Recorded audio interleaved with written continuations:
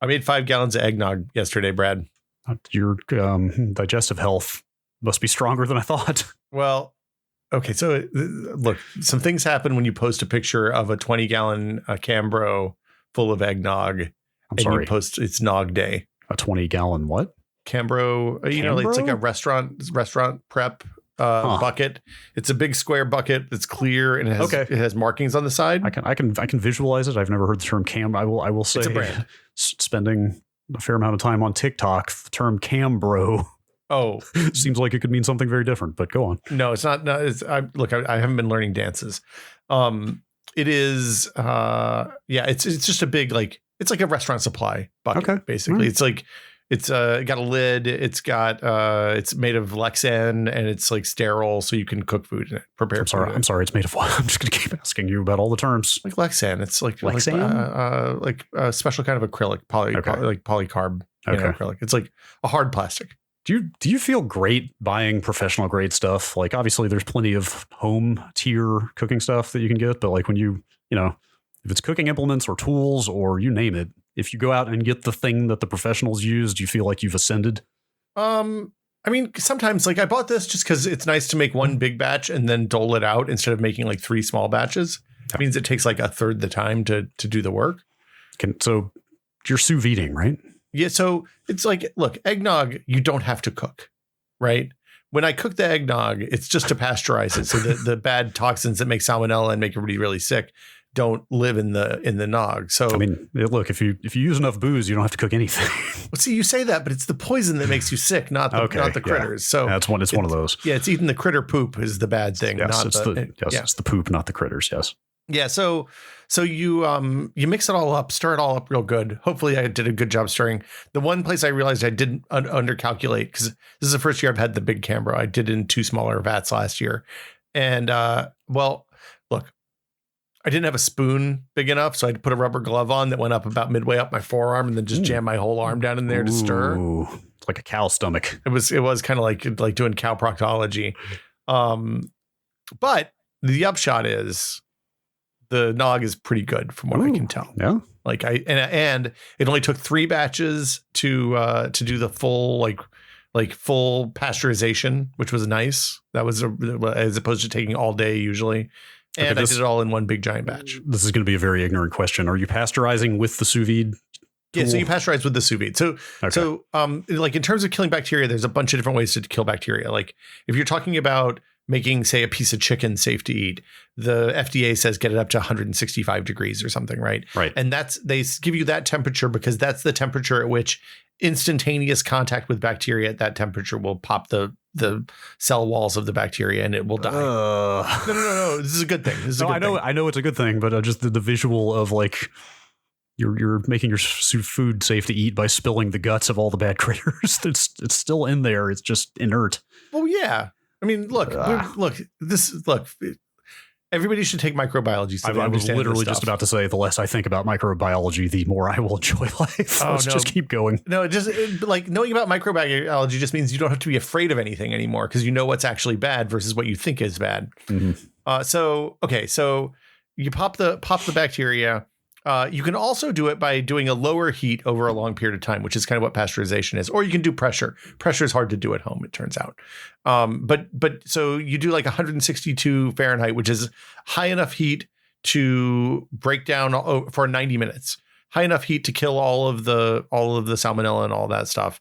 And it also does a little bit of cooking on the eggs and the milk and stuff, and helps the nutmeg and cloves kind of leach out of the spices and into the milk and egg. I was going to say, as I have investigated nog recipes after taking a cue from you last year, most of them mention that you will probably end up with some cooked floaty egg bits in there that you have to strain out. Did you? Yeah. So what was your egg bit situation? You always strain. One year I didn't strain. It was a mistake. I had to tell everybody to strain their nog. Did you? Okay. Follow up question. Yeah. After you strain. Yeah.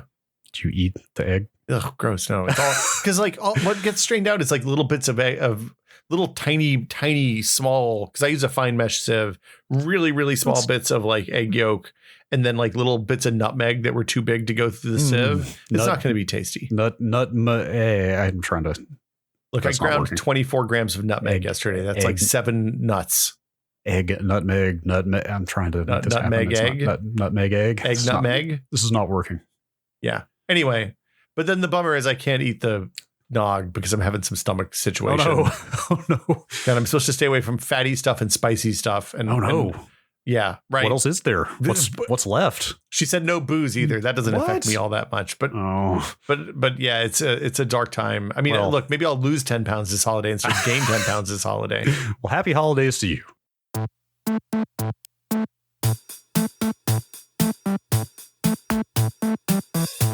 You know, I have to apologize. I haven't seen your face in at least 2 weeks. Well, probably pushing 3. It's been a while. At this point, there's something different about you, and I hadn't picked up on it for a second. And not just because NVIDIA Broadcast keeps removing your hair from the frame. It's removing my antlers. The antlers are just like... Look, NVIDIA Broadcast doesn't know what to do with somebody who zip ties a bunch of antlers onto their headphones. I really admire that level of festive dedication. Look, it's to be clear. People look forward to it now. Like the Twitch stream, I didn't have them on because we didn't do Christmas decorations before we went away for Gina's birthday. And people were like, hey, where are the antlers, man? Oh, I got to get the antlers out. If you've built expectation, you're doing something right. I know. It's a family. It's a holiday tradition now. I was very fond of getting my sad Charlie Brown Christmas tree out every year and bringing it to the office. That was I love the sad Charlie Brown Christmas tree. Yeah, it's good stuff. Anyway, but I got my hair cut for the first time since last June. You were so I saw you very briefly right around Thanksgiving. Yeah, and had forgotten that your hair, I think you're the only person who rivals the hair growth that I have experienced over the last 18 months of no haircuts. Well, I mean, look, I figured if I was going to live like a hermit, I might as well look like a hermit, right? That's kind of where I'm at, except then if you suddenly go travel to where a bunch of family is that you haven't seen for 2 to 3 years. Oh, yeah. How'd that go? They're all like, why? Did you get called a long hair? That was pretty, no. Because unlike you, I did not get a haircut. Instead, I finally just forced myself to learn how to do a proper bun. On top or on back? Either or. That's just a fine detail. The technique is the same. It's really just how high you hold it when you tie it. So I did that for a long time. You do the twist and then you wrap it around and then you jam the end through the middle, right? Yes. I had consulted quite a few people I know who would know how to tie a good bun. You didn't just go to YouTube and look up the bunfluencers? In fact, let's say there's a younger 12-year-old girl in the family that shows up to the family gathering. It's like a fun topic of conversation. It's like a good conversation starter to be like, hey, help me master my bun technique. I'm going to let my ridiculous hair down and critique what I'm doing here. Tell me how I can improve. Yeah. 12-year-old girl's very good at long hair, it turns out. Yes. We had talked about doing a braid before the day was over, but didn't. Oh, you didn't get there? Not get around to it. Do you have enough you could do Princess Leia ears? No, it's kind of like it's a good few inches past shoulder. It's about where mine was at this point, but I don't think that's quite enough. I expect to save a lot of money on conditioner and shampoo. I'm not going to lie. Yeah, that man. Oh gosh, let's not even get into. It's like 3-4 pumps, man. It's a lot. Not only that, but when you have hair like this, the level of hair loss that occurs when you wash. Oh, it's horrifying. Is frightening. Yeah. It's like multiple giant hairballs. Like it was enough to make me think that I was just instantly going bald. Like I was like, well, that's it for my hair, I guess. But well, there were like 3 things that convinced me it was time. One is that the woman who's cut my hair for the last 21 years was in town. She doesn't live here anymore, but she comes back occasionally to cut people's hair. And just one more haircut for old time's sake. No, like, look, at the rate I'm going, if she comes every 6 months, I'm probably good. Sure. But then I was in the shower and I was like doing the conditioning. I was getting the tangles out and I looked forward and I was like, man, there's a lot of hair over here and a lot of hair over the other side. Like the sides, it's real thick and you can't see through the hair to see the outside world. But on the front, it's like a beaded curtain. It was a little bit, it was noticeably thinner. So then I just started taking pictures of the back of my head and I was like, oh crap. I look like a bald guy with long hair. That's not good. That's the worst possible. No, I don't want that. Nobody wants that. It's a bad look. Party in the back and nothing in the front. Look, man, I was party all over. But yeah, so the consensus we came to was that it, like, if I had more hair on top, then I could do that Keanu length pretty good. But without the hair on top, it's just sad. So she just lopped it all off like 3 swipes. No mercy, no fanfare. I expected a medal, frankly, Brad. Nothing. Did you donate the hair? It wasn't long enough. No. Is there actually a cutoff? Is there this is yeah, not enough? They want a fair, they want more than I was with. I would have had to go probably another 9 months to get to the length that the hair people would take it. See, and frankly, my plumbing can't take that much more hair. Well, that's the thing. I've been just removing multiple hairballs from the shower every time I wash my hair now. Oh, yeah, I make sure that doesn't go down the drain because that's no good. If I don't pull the ball, if I didn't pull the hairballs out before I got out of the shower, then it would just not drain. But do you know about the rubber, the plastic zip tie? They're like zip tie clog yankers. Oh, it's like a plastic snake. They make them in sink and tub lengths. They're awesome. So it looks like a zip tie thing. It's like about half an inch wide with a handle, and it has teeth that it's like barbed. So like it's pointy on the way that you shove it in, and then it opens wide on the way back. So when you yank it back, it grabs all the gross shit. It's like a bee stinger. Yeah, pretty much. Yeah, but for like leftover human refuse that goes down the drain. Look, I mean, we've all had to make a lot of changes and adapt to a lot of things over the last year and a half. But yeah, if you're willing to dredge up whatever it is that is clogging up your drain and bring it back up, you are a braver man than I am.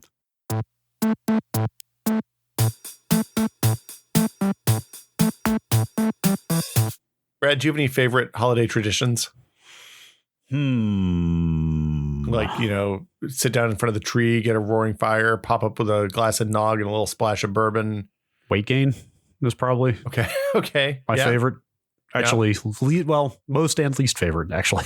Look, pros, there's ups and downs. On one side, none of your pants fit. On the plus side, all of your elastic pants still fit. That's true. Also, there's something to be said for a certain level of abandon, just saying screw it. Yeah, like things aren't getting easier from this point on. Yes, no. Anyway, how about you? We like to sit down, after the tree's decorated, turn off all the lights in the living room, turn on the festive lights, maybe have a fire. I don't know. Sometimes not. And then watch some classic Christmas television. Actually, now that you mention it, I've been feeling weirdly nostalgic for Christmas programming from before I was born. Yeah, like a Grinch, like the animated one with Boris Karloff is always good. I thought about the Grinch is a good one. I should look for that. It's a Wonderful Life has been in conversation recently. Yep. Rudolph the Red-Nosed Reindeer, real banger with Burl Ives. Which did you know I was reading that first of all, It's a Wonderful Life was not a hit on release. No, it was kind of a flop. But further, apparently, a large swath of the country, or at least the government, saw it as potential communist propaganda. Well, because he was anti-banks and. Yes, and yes, the FBI apparently issued a memo warning about the movie's potential subversive influence. That would have been J. Edgar Hoover's FBI, I believe, right? That was extremely Hooverific of them. Yeah. So anyway, it's a fine film. I've only watched it once. I watched it in high school on a date one night, and it was fine. It's good. It is good. It's good. You know what else is good? What else is good? You know what is both one of the best specials, and I would argue also unequivocally the best Christmas album? Oh.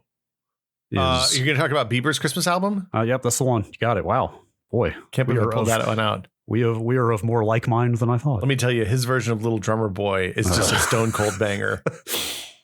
I'm actually talking about A Charlie Brown Christmas. Oh, the Vince Guaraldi trio. The Vince Guaraldi trio, Charlie Brown. That is the quintessential Christmas album as far as I'm concerned. If I could only have one. If I could have two, it's that and Christmas with Johnny Cash.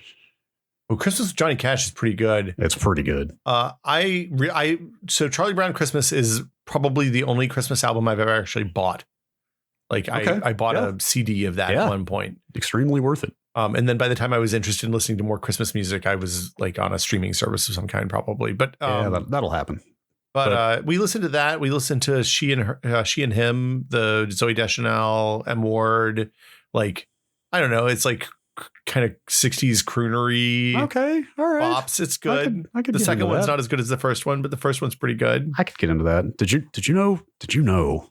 Yes. Did you know that Apple TV has taken permanent possession of A Charlie Brown Christmas? Wait, I thought that was a CBS jam. They acquired it. The word acquired was used in the news story I read about this. They acquired A Charlie Brown Christmas last year, and now that's the only official way to watch it. You think there's some horse trading going on there? What did Disney have that CBS wanted? Do you think they got LL Cool J? I wonder if they even owned it by the time Apple bought it. I wonder if it had already changed hands, maybe. Like, who owns, does Charles M. Schultz's estate own Peanuts, or does like Scripps own Peanuts? Oh, I don't know. Who owns Peanuts? I bet it's going to say Mr. Planner. Let's see. The company, Peanuts Worldwide, the company that owns the rights to all things Snoopy, Charlie Brown, has 3 owners. These 3 kids, probably.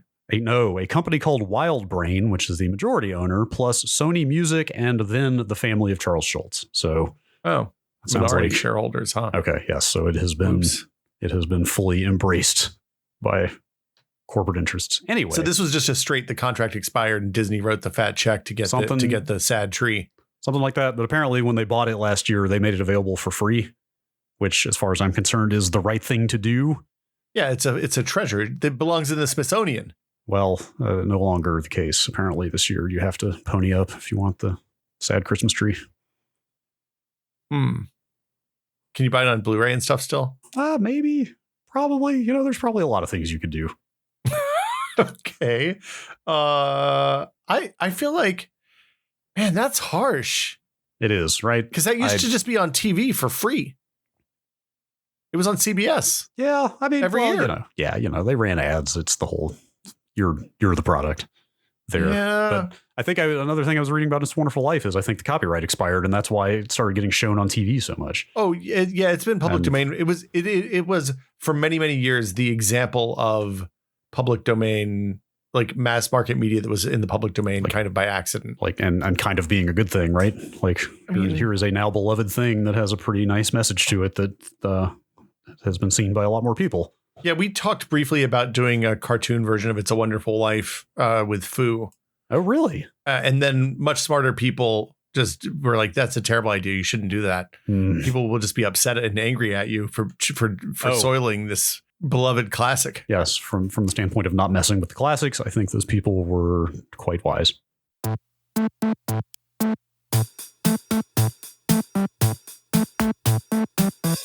Okay, Brad. Yes. I got a thought experiment for you. I love them. Hit me.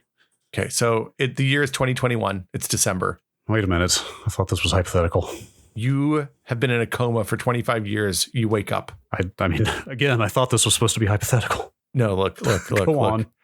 People wake up from comas all the time. I'm going to go and tell you this was made. This one, I saw a fake story on a bad satire site and was like, oh. Wait, did they get you? They got me. Oh boy. But it's not my fault. Yeah, they did a bad job. Nowhere was it labeled, it wasn't clear satire. It was just, it read like a real story. So you're saying there was no /S at the end of the headline. Look, you don't need that. Okay, so once I wrote an editorial for MaximumPC.com and I signed it Alexis Luthor. Lex Luthor. And it was about, I don't remember, it was obvious satire. And 8 people got it. I was like, oh, really? This is an important lesson. Oh, God, that's okay. Well, that puts some things in perspective because the proliferation of having to fully delineate when you're being sarcastic on the internet, like that whole thing, like the /S. I mean, literally having to actually indicate, hey, this is sarcasm just endlessly depresses me. It's like, is this really where we're at with interpersonal communication? Yes, it is. Apparently. So anyway, I saw the fake story, but I was like, man, if you woke up from a coma after 25 years, which does occasionally happen, it's rare. Imagine, that means you went to sleep in December of 1996. 96, yes. Okay. So you, at that point, that Bill Clinton is still the president. Bill Clinton was just elected. No, 92. Bill Clinton is just reelected. Yeah, that's president. what I mean. That's what I mean is that that you're in for another 4 years. Yeah. Yeah, I don't think the Lewinsky thing kicked off by that point. I don't think it had. I don't think so. That was ahead of you. That was pretty late second term, yeah. So people talking about blowjobs on national TV had never happened up until that point. Cigars. Yeah, So think about that. In 1996, I had a personal computer for sure. Yeah, but you might not have known what USB was at that point. USB would have been non-existent because USB wasn't really supported. You had ports, but you couldn't use them for anything because it didn't work on Windows 95. I think, wasn't it? OSR2. OSR2 for 95 did support USB, but not really though. Most people needed 98. Yeah. Well, there weren't any devices because nobody you couldn't plug a printer or anything. Yeah. Yeah, you probably didn't have broadband. You probably hadn't been exposed to video on the internet. Definitely. 96 is when I got dial-up internet for the first time. There was definitely almost no broadband. Yeah, audio. If you were downloading audio files, they were probably MIDI. Yeah. You might have got that was right at the beginning of MP3 time. Yes, you're right. I think 97 was the first I downloaded. My first MP3 was an MP2. Yeah, my first MP3 was an MP2 as well. Yeah. Also, I don't know why I started going down a Winamp rabbit hole. We talked about Winamp on the show a couple weeks ago. Maybe that's what kicked it off. But and also like being exposed to the fact that there is still a Winamp community out there. But that people still making skins. That probably, but that also led me to what was the name of that Fraunhofer MP3 player? The very first. It was literally the first piece of MP3 playing software ever made. Oh, it was like, oh gosh, what was it? It wasn't just a codec. No. It was an actual Windows application. I cannot remember. Oh, I never used that. I think I always used. That's what I used to play my first MP2. I wish I could remember what it was. It was something from the radio. I used Music Match Jukebox.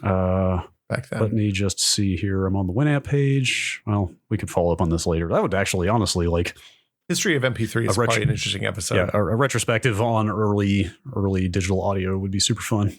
But we know people who worked on some of the early first paid streaming services too. That's true. We know a lot of people. It turns out. Yeah. Digital cameras were not really a thing. I was reading. Honestly, I had randomly landed on a forum thread about obsolete technology the other day, so I've got a ton of these. But I think like very late 90s is when digital cameras were really starting to come around, and like there were those early Sony ones that literally used floppy disks as a storage medium. So I had at work, we had a digital camera for work stuff to take pictures of things in 98 or 99. Okay, so you've probably never seen a digital camera in 96? No, and cell phones were still pretty rare. Like people had them, but it was like doctors and realtors and people who like don't work in, traveling salespeople, not like your mom. That was also the era of the bag phone, which is a phrase that I find endlessly entertaining. I think 96 we probably had, I know that the StarTAC came out around 96 or 97. And that was a kind of revolutionary moment for cell phones. Yeah. But one thing that I definitely had in the house then that I don't have now is an electric can opener. Wait, wow. Did you have an electric can opener when you were a kid? Yes, we absolutely did. Yeah, you put the cans on, you push the little button down, and then it hangs there and you take it off. It was a gigantic pain. Oh, really? I liked ours. Ours hung from the underside of the cabinet. Yeah. But so we were making pumpkin pie over the holidays, and my daughter helps me make the pies as she does. And I was like, hey, go get the pumpkin pie out of the thing, the pumpkin puree out of the closet. I need you to open the can. She's like, how do I open the can, Dad? And I said, and I realized this is a moment that's fraught with peril. This is a teachable moment. This is a historic moment in a child's life. Yeah, I could, but also it's an opportunity for me to completely cancel myself. It turns out if I answer poorly. You don't remember the Bean Dad? Oh gosh, right. Yes. Wow. Yeah, it all starts the same way, Brad. Oh no. One bad misparenting misstep. Oh wow. Yes. No, this suddenly became very fraught. So I told her to go get the can opener, and she came back with the lemon juicer first. I was like, no, not that one, the other one with the handle and the thing. She's like, oh, okay.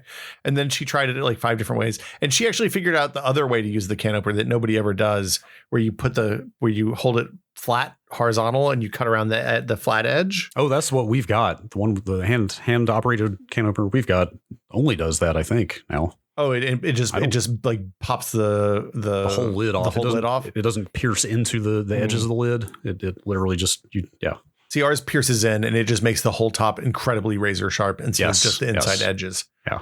But yeah. So then I showed her how to use it, and then that was the end of that story. Hey, teach a child to use a can opener. You'll never open another can in your life.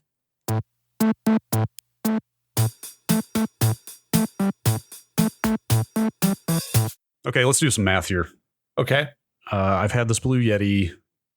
Well, this is going to be fuzzy math, to be fair. This is your microphone? My everyday, my daily driver, my daily talker. Okay. Thousands of words have gone millions at this point. Probably millions. Millions, but probably thousands of plug-unplug cycles. I'm sure. Okay, so again, fuzzy math.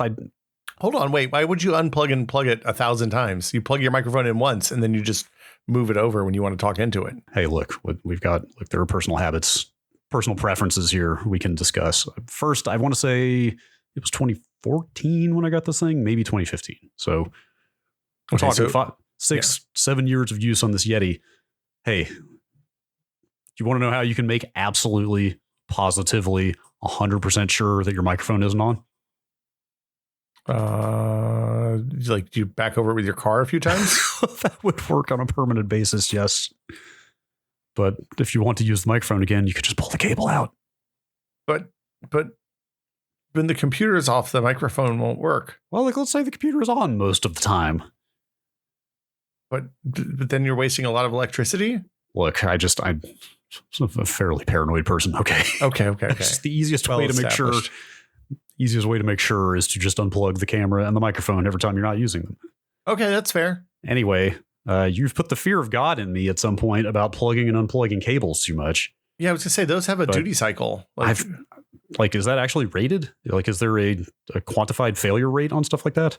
Yeah, USB-A duty cycle. Yeah, so this is mini, not micro, mini. Is mini USB? Is that A? Is it mini? Yeah. Or is it the square one? Yeah, it's the square. Well, not exactly square, but with a little kind of notch in the side. It's not mini. It's not the. I know it's what not small. Yeah, I'm sorry. It's not micro. It's not micro. It's the one in between. Oh, okay. So it's mini. Mini, yes. Huh. Mini USB. I've plugged and unplugged this thing as many as probably 3 times a day. Sweet for mother. Years on end. I'm not finding the duty cycle stuff on the testing for this. I know that like HDMI ports are rated for several hundred. That's it. Usually. That's crazy. I mean, we spent years moving PlayStations and Xboxes around the office from place to place, plugging and unplugging constantly, and I don't think we ever broke an HDMI port. I've broken an HDMI port before. My PS4 Pro, I had to send them $200 to fix the HDMI port on it. Because I'm sure at that point they just replaced the entire main board, right? No, they put you know what? Maybe they did. I don't know. I didn't open it up to see. At that price, I bet that's exactly what that was. It was basically $100 for them to look at it and $100 for them to fix it. Oh, okay. Because it was out of warranty. But I'm almost surprised. Well, I guess they don't expect people to break ports very often, but I'm almost surprised ports aren't on like some kind of easily replaced daughter board and stuff like that. I mean, look, it adds 10 cents to the overall cost of the machine. I'm sure it's way cheaper to put everything on one board. It is way cheaper to put everything on a single board. Like that's why mice that have daughter boards that go vertical and stuff like that are so much more expensive than just your garden variety $20 flat mouse with the long throw buttons. So yeah, my understanding is that almost everything. So like the end of the USB port that plugs into the computer, the mini port. So having a mini port is probably a good thing. I thought the snowballs, which were famous for losing the USB ports dying on the blue snowballs, use the old fat, the full size rectangle side A connector. Yeah, USB, like what you think of as just USB, right? It's not the rectangle one; it's the square one with the notches out of the corners. Oh, the square with the two corners are diagonal. Yeah, like you plug into a printer or like an external hard drive with a power brick. There is a name for that. What is that? I forget. It's the host side USB A, I believe. Is that what it is? Okay. Yeah, it's sort of 8.1 or something like that. But it's it's the printer one. It's the TLDR. Yeah. And I know that the normal A side that everybody plugs into the back of their computers has a high duty cycle, like number of insertion and I should hope so. ratings. Like that's like the whole point of that board. Yeah, same thing for the micro and minis. I don't know about the host side on the A. So okay, all right. Well, maybe I'll breathe a little easier about this microphone. You might be okay. Okay. At the same time, maybe getting something better than the Yeti would not be the worst thing. You do talk into a microphone professionally, Brad. I do. Maybe. Am I ready for XLR? Look. Am I ready? I got the Motu, the Mark of the Unicorn, earlier this year. Yeah. Rock solid. I love it. I just want to own a product called Mark of the Unicorn, so maybe I'm in. It's your time. You deserve it.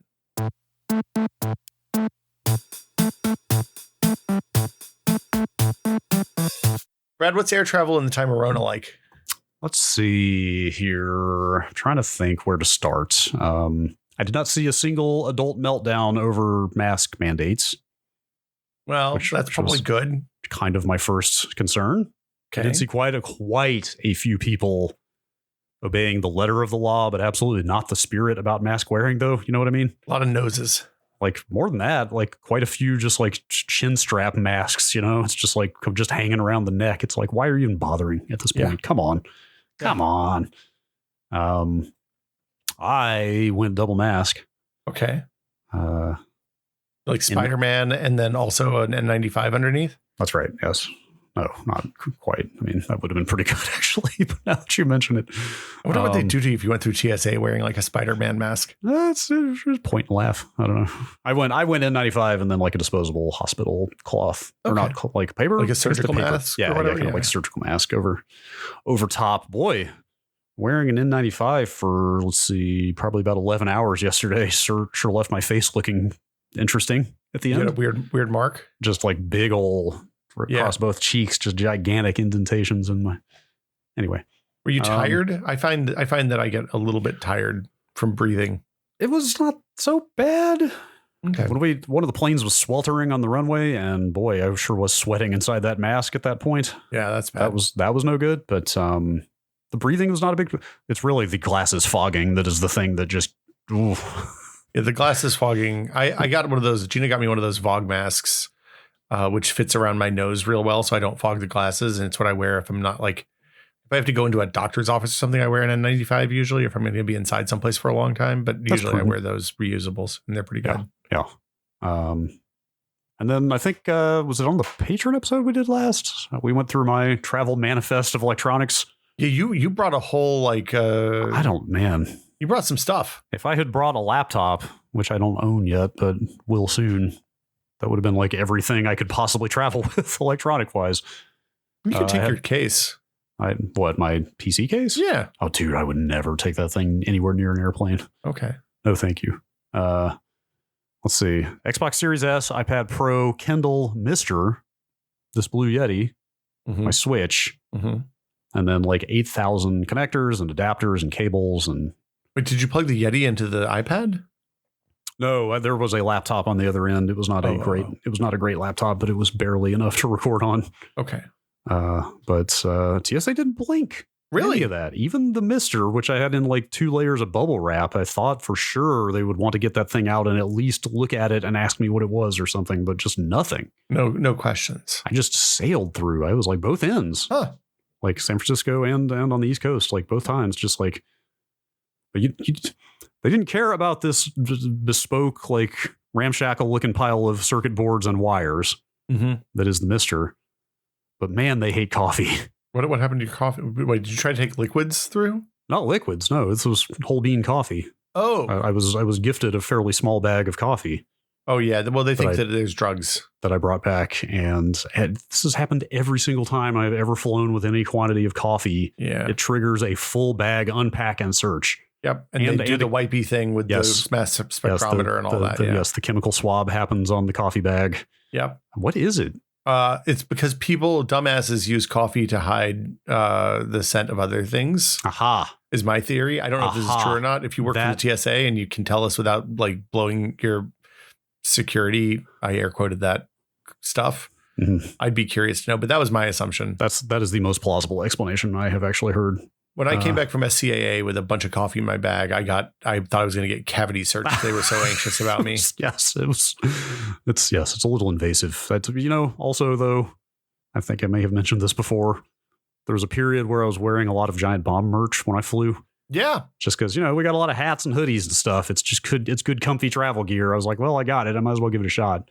I sure was getting pulled for random search a lot in that period. I had a laptop that had Giant Bomb sticker on it that I put another sticker over top of the Giant. So it just said bomb. Oh, good. And it was always really important that you put that face down in the tray when you go through TSA. Yes. I asked someone I know who works for the government, like, hey, do you think there's actually a correlation here? Like, come on, really? Like, it's a cartoon character. Like, these logos are so stylized. They can't possibly, right? And this person said that's absolutely what's happening. Yeah. So I stopped wearing the Giant Bomb stuff. Don't wear the Giant Bomb stuff on the airplane. You can't even wear Giant Bomb. Look, you couldn't joke about having a bomb in the airport, but now you can't even joke about wearing a shirt that says bomb on it. Where will it end? Americans taking our freedoms.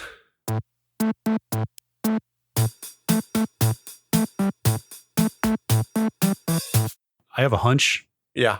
A fear. A prediction. Yeah. That perhaps the great American tradition of buying real Christmas trees is on the wane. What do you think? Have you bought a real Christmas tree lately? Well, never. I've never lived in a domicile that could accommodate one. You could jam one into your house. I had one in a smaller apartment than you have. Look, you could put a lot of things in an apartment. It doesn't mean it's a good idea. Fair. No, I've just never. But we'd always growing up. That was just like unheard of. Well, Brad. Okay, you probably we just went in the backyard and chopped one down. Yes. Wait, you weren't actually growing those as Christmas trees, right? They just happened to be there. No, they were fucking planted to be Christmas trees. Oh, They really? were planted in 1980 in December when you plant pine trees. Did your dad really plan? He planted 2,000 Christmas trees, Brad. Years ahead? 2,200 Christmas trees. It's just, okay. Well, but that's probably going to cover a human lifetime of Christmas trees. He literally walked back there and was like, when we were planting them when I was 5 years old, he said, look, these trees one day are going to send you to college, Will. Oh, man. And he planted a bunch of shitty white pines because he didn't do the market research to find out that nobody buys white pine Christmas trees because they make too big a mess and the needles are too long. Wait, so you were stuck with a lifetime of substandard Christmas trees? Well, now it's just a field full of trees. Yeah, it was kind of nice. But it was a 2-part plan, right? One is to sell some Christmas trees. Part 2 was get some trees in the back of this flat 15-acre field so that something breaks the wind that comes down the valley toward the house. Yeah. A copse of trees, not the worst thing to have around. But also, I mean, it basically for 5 years when I was in like middle school and high school, it ruined every single holiday season because people would just drive up. If there was a sign that says come to the Christmas tree farm, people didn't care if it said 8 to 6. Like we had somebody roll in at 9 o'clock on Christmas Eve one night. Oh, what? And like, you're not going to turn them away because it's Christmas. Yeah. But like what the circle of life on the Christmas tree farm, I'm sure I've said this before, but always people would come and be like, man, I'd love to cut my own Christmas tree. And then they get out there with the crappy saws we provided them. And they'd look at the tree and they'd get about a quarter of the way in and be like, man, this sucks. Let's go get the boy. So then guess who got to go out at 8 o'clock at night and cut down the tree for the guy who didn't plan well? Did you get out the good saw for that occasion? Look, you can't, but once you've given them the bad saw, you're committed to the bad saw. Oh, no. But plus, my parents didn't trust me with the good saw. I was kind of a dangerous kid. That's fair. Look, yeah. I get it. I don't know. I feel like everybody I know is going artificial these days, but there are some nice artificial ones at this point. So what do you think a real tree costs now? Like you want a nice 8-foot fir tree, go someplace like go to a lot, pick it up. What do you think that costs? You're muted, by the way. Sorry. A lot of throat clearing going on over here. Also, I'd mention relatedly that the local tree nursery where I was staying for the last couple of weeks was robbed of all of their Christmas trees while we were there. Wow. Dark times. Somebody broke in the middle of the night and literally took all their Christmas trees. That is really messed up. It's really messed up. Gosh, $100? Yeah, I mean, like a 5-6 footer in San Francisco start about $80 or $100. Okay, well, that's San Francisco prices. I mean, I bet back home in the 80s it was like 30 or something, right? Well, so when we were selling the bad white pines, we were selling them for they started at $7.50. Wow, budget. That was Christmas for a small one. Okay. Anything that didn't have a label on it, we figured this out the hard way the first year. You had to put the label on the cheap ones and leave the expensive ones unlabeled, because otherwise they would just take the label off and then it would be a cheap one. Yeah. Well, when I was a kid, the idea of a fake tree felt like sacrilege, but I think I am a convert at this point. I mean, there's a lot to be said about so we bought a pre-lit tree like 4 years ago. Mm-hmm. And there's a lot to be said about going to the garage, getting the 3 pieces out, stacking them up on each other, and then just all the bad work of lighting the Christmas tree being done. Yeah, you just hang some ornaments, you're good. Yeah, and they look kind of close enough to real trees. We usually buy some like real garland, so the house smells a little bit piney. So this was kind of a brand new 2021 model. I should say. Couple things. Mm-hmm. It's LED lit. It's got warm white LEDs that I have to say are the closest to the real thing I have ever seen. Mm-hmm. I was actually shocked. Like I am an incandescent warm white holdout. Like you use like real bulbs. I want my Christmas lights looking as close to orange as possible. Burn that tungsten. Yeah, that's right. But these were like almost indistinguishable, I have to say. But also they have all these modes where they also transition to colored lights. Mm-hmm. Oh, that's an RGB and warm white? Yes, they go back and forth. And it's got like 10 modes where there's like a slow fade from warm white to colored and back. There's like blinking, twinkling modes. There's a pastel mode in between that's like halfway between the warm white and the colored. That's like it's got some color, but it's sort of washed out and brighter and stuff. It's real like that sounds pretty good. It's pretty good stuff. And that's like a basic one. Like I can't even imagine there have to be like Wi-Fi connected trees. Well, so I was going to say, I looked before we did this show because the twinkly people, the ones that make the RGB addressable lights. So like you lay the strings out. We talked about them before. You lay the strings out and then you point your phone camera at them and it fires off each one at a time. So it knows where in 3D space the bulbs are. It's got to construct a 3D model, right? Yeah. They make a pre-lit tree now, which I'm interested in because I would like my tree to look like a candy cane and to twirl. I bet that costs a pretty penny. It's like $400. It's less. I was expecting it to be more, to be honest. Like I feel like a decent pre-lit that's like 7-8 feet tall is probably going to be $200. I mean, look, minimum. Much like your dad, you're just investing in your future. Yeah, that's my daughter's college tree.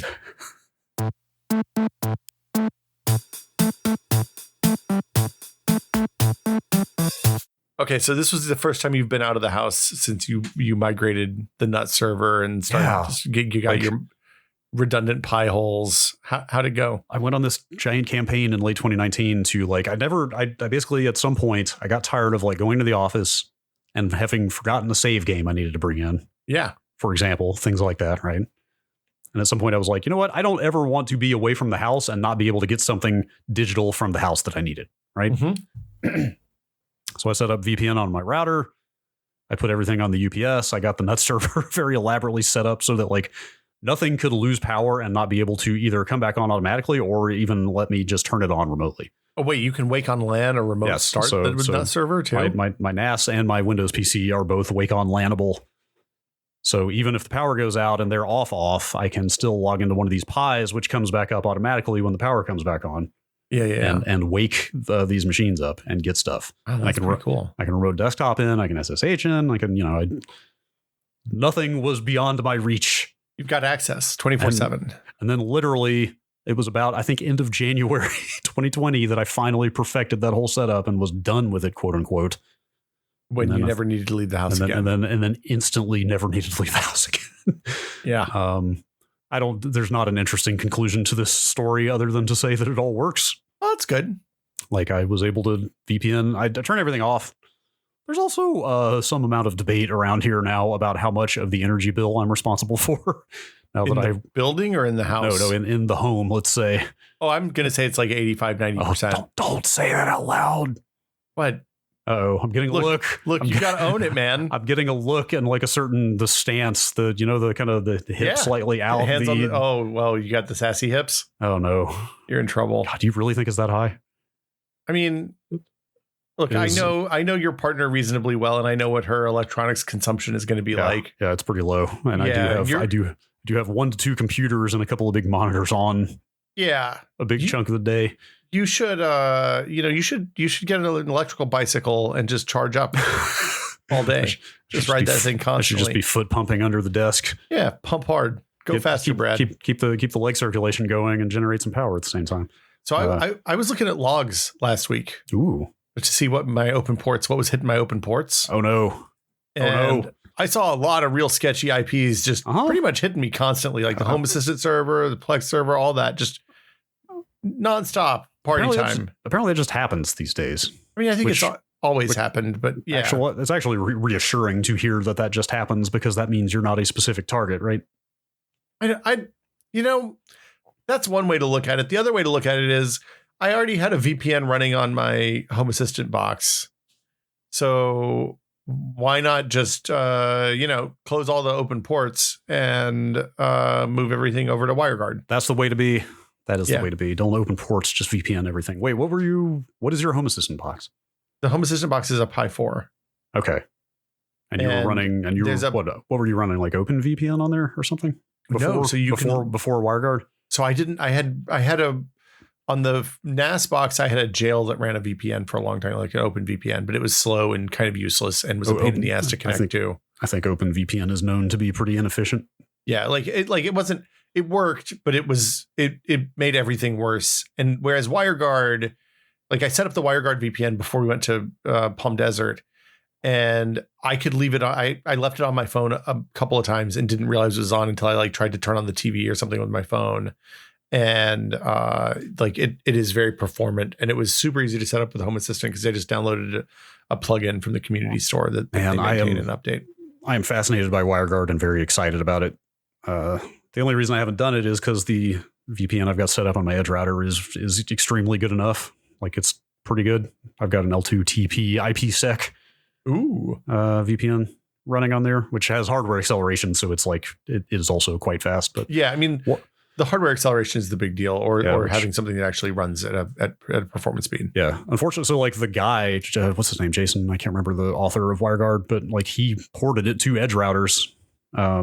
But it does not have access to the hardware acceleration on there. But apparently like the cryptography he chose for WireGuard is just extremely low impact kind of across the board. So it does just sort of run on anything. And I should probably just make myself do it. Like, how was the setup? Is it fairly straightforward? Like literally on Home Assistant, I just hit HACS and typed in WireGuard and pressed install. And then I generated a couple of keys and copied the key over to my phone. And that was it. Oh, that sounds awesome. And it's like, I have it on my desktop. I have it on my laptops. I have it on my phone. It took no time to set up. I'm guessing the complexity that I've seen in the setup is more if you're trying to set up a bunch of specific rules for different clients and stuff like that. Like I think it can get pretty fiddly if you really want to customize stuff. Probably. I'm just like, since it's basically just me using it, and I think Gina has access to, I just gave everybody who's using it has full internal LAN access. I didn't partition anything off from VLANs or anything. And so I think the encryption works basically like SSH key pairs, right? Like it sounds like this is the same thing, right? You just so does that mean it's just kind of seamless to connect whenever you want to do it? So when I want to connect on my phone, here I'll tell you. When I want to connect on my phone, I basically just open the WireGuard app and flip the toggle to green. Or I can even flip there's a VPN switch in settings, and I think in Control Center now. So you can flip it on there, and then it flips over, and you run everything through the home VPN, which is awesome. And will it just kind of stay connected if you don't manually? I mean, does it lose connection if you just left? Oh my God. Yeah. Oh, okay. It's really like I accidentally ran everything on my phone through the VPN for a couple of days when I was in Palm Desert without even realizing it. I should set up WireGuard. That sounds pretty good. It was pretty nice. Like, and I'm sure there's better encryption or whatever, but like for what I need, which is basically minimize exposure of the internal devices that, like, realistically, I don't always update my Home Assistant server the moment new updates come out, because that's like, it's important that it stays up basically for our house, because it controls all of our lights and stuff. So I usually wait a couple of days to see if people are having problems before I flip the switch. And occasionally there's exploits and stuff in there that you want to get fixed. So my Home Assistant install is from June. I should probably think about. Yeah, I mean, the velocity of that project is really, really good. They're always adding new stuff. Their update cadence is crazy. I think it's one major new version a month and then a bunch of point updates to that. Yeah, and like in the 6 months since June, they've flipped the JavaScript Z-Wave implementation on, which is much better implementation than either of the other Z-Wave implementations they had. They built a porting process, so it just copied all of my stuff from the old Z-Wave implementation to the new one, and it just works. Like, it's really good. Yeah. But again, it's high risk. And there's also 3 things to update, because it's like got to update the OS, you got to update the supervisor, you got to update the app itself. So anyway. Hey, I don't know what to say here. Witty rejoinder. Witty rejoinder. It's time to get back out in the world and VPN it up. Thanks for listening. The best VPN is the one you have in your pocket.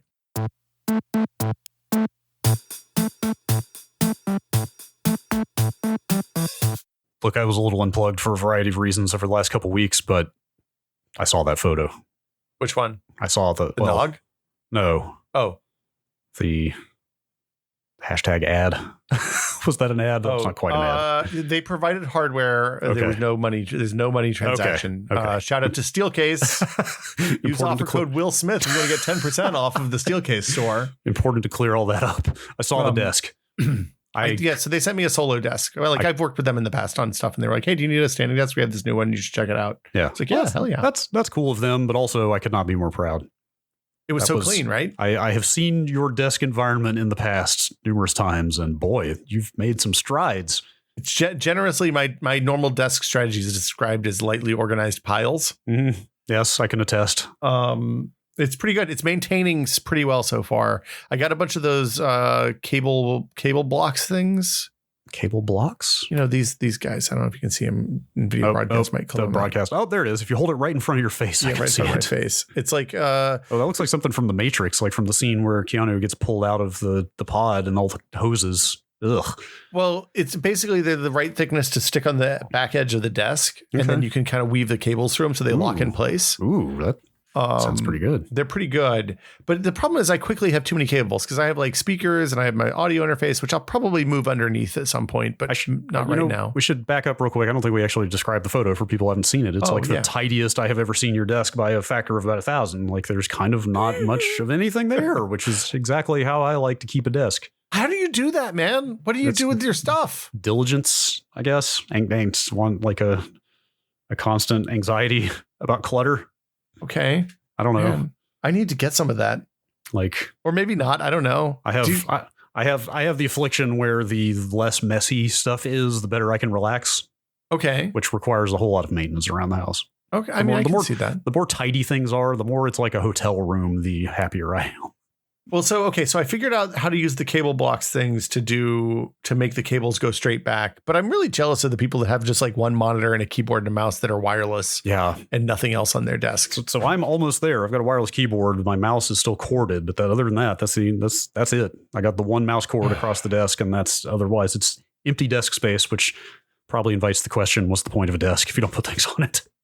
I mean, that is true. But I'm excited. I have space over here now that I can do like Lego and stuff, though. I'm pretty stoked about that. Hey, if you needed to write something, you could just slap that sheet of paper right down there and write.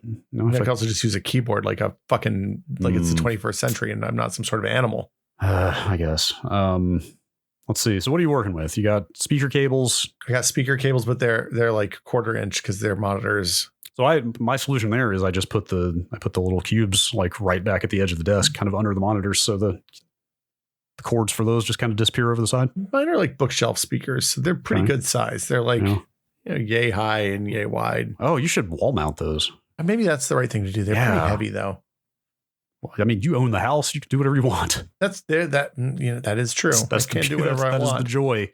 That is the joy. As someone who took on an impromptu plumbing project while I was gone, I really started to recognize the value of just being able to do whatever you want.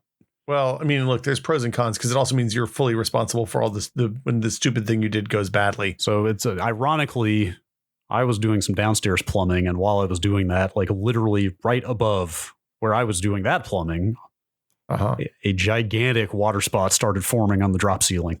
Uh-oh. It had nothing to do with what I was doing, but it turns out the upstairs shower that is not frequently used. Oh, little leaky. There may be a significant leak. Oh boy. That's bad. Anytime you have to cut out ceilings, you don't want that. Yes. It was a fun lesson about the ups and downs of home ownership. All right there. Yeah.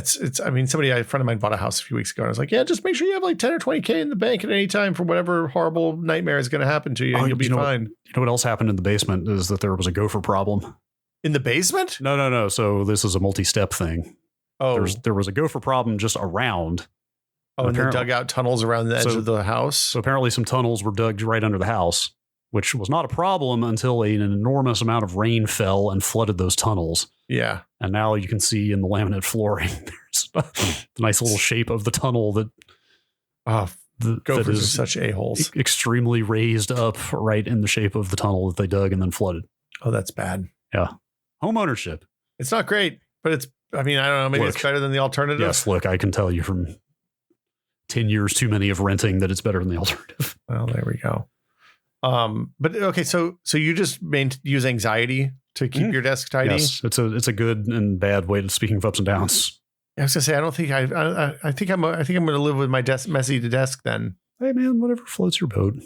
Yeah, that's different tidiness strokes for different tidy folks. I do like the cable tray in the back with I put all those power strips. I stuck them up on the underneath. Oh, dude, yes. I've been living that. Like there's nothing under my desk. I can just run the vacuum cleaner right under there. There are no cables on the floor. That's really nice. Do you have your computer on your desk or is it on the floor?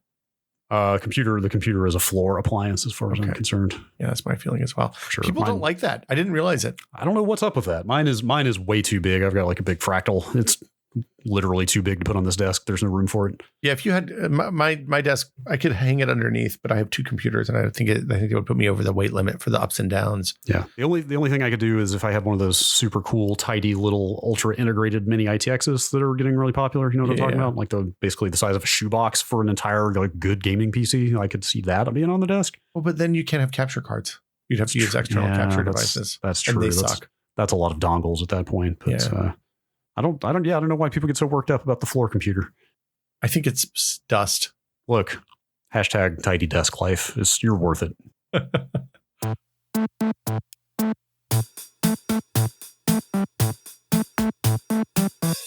Well, Brad. Yes. We reached the end. We have. Have we formed a cube? I feel like the cube of cold opens. The prophecy has been fulfilled. How many cold opens makes a cube? This time it was what is the IEEE standardization? 5, 6, 7, 9. Boy, we were one too many. Oh. If we had 8, it would be a perfect cube. Hey, of course, I guess a cube has 6 sides. Jumbo size cube is it's the holidays. Yeah, 'tis the season. We're giving people a little extra. If you enjoyed this, please let us know. If you didn't, let us know that too. We're open to suggestions. Yeah, sure. People seem to like the last cold open. Yeah, the cube of cold opens. Yes. This is the part of the show where we thank our patrons. Yeah, Brad. Thank you, patrons. Thank you, patrons. As always, if you would like to support Brad and Will Made a Tech Pod, a 100% listener-supported show, you can by going to patreon.com/techpod. Again, that's patreon.com/techpod. And for as little as $2 a month, you can gain access to the fabulous TechPod Discord, which is full of beautiful nerds talking about interesting and occasionally horrifying things on the moment to moment throughout the day. Hey, look, when I saw somewhere between 60 and 70 IPs trying to access the VPN on my router, I went straight to that network channel and I was like, and they were like, don't worry, it happens to everybody. It's totally normal. You're fine. Like, it's great to have a resource like that. What if it was them, Brad? Oh no. What if they're trying to hack you? Are you saying the attempted penetration is coming from inside the house? What if it's coming from inside the Discord? We have to get out of here. But yeah, if you want to support the show, you can go to patreon.com/checkpod. If you don't, that's fine too. Tell some friends. We love when people tell friends because that's how you find out about new podcasts, it turns out. Yeah. But as always, a very special thank you to our executive producer tier patrons, including Paddle Creek Games, makers of Fractured Veil, Andrew Slosky, #Bunny Crimes, Jacob Chappell, Joel Krauska, Twinkle Twinkie, David Allen, and James Kamek. Thank you all so much. Yep. Thank you to everyone and the happy holidays. Is this the last one? Oh yeah, it'll be after Christmas next time. I guess you're right. Wow. Yeah, look at that. 'Tis the season. Huh. I got to bring you some nog. Oh, wow. Oh, that's very kind of you. Hey, you're on the list. We were thinking, like I'd said, we were thinking about trying our hand. I mean, I'm only going to bring you a quart, so if you want more than that, you got to get on it. Oh, man. Now we're back into the bowls of ice cream territory again. Look, it's best not to think about it as drinking a bowl of ice cream with some bourbon in it. It's best to just think of it as festive holly day to your cheer. It's best to embrace the strategy of, look, this is only once a year. It's probably fine. Yeah, and like if this carries over into some lifestyle thing where you're melting your ice cream and just drinking that in a cup later on, like April, then we have to have a talk. We'll intervene then. But for right now, enjoy yourself, live a little. There's a lot of weeks between now and then. I'll just be sitting here. I just want to see a video of everybody drinking it so I can appreciate it. Oh, I'm sorry. I'm so sorry. You'll get there. See y'all next week. Bye, everybody.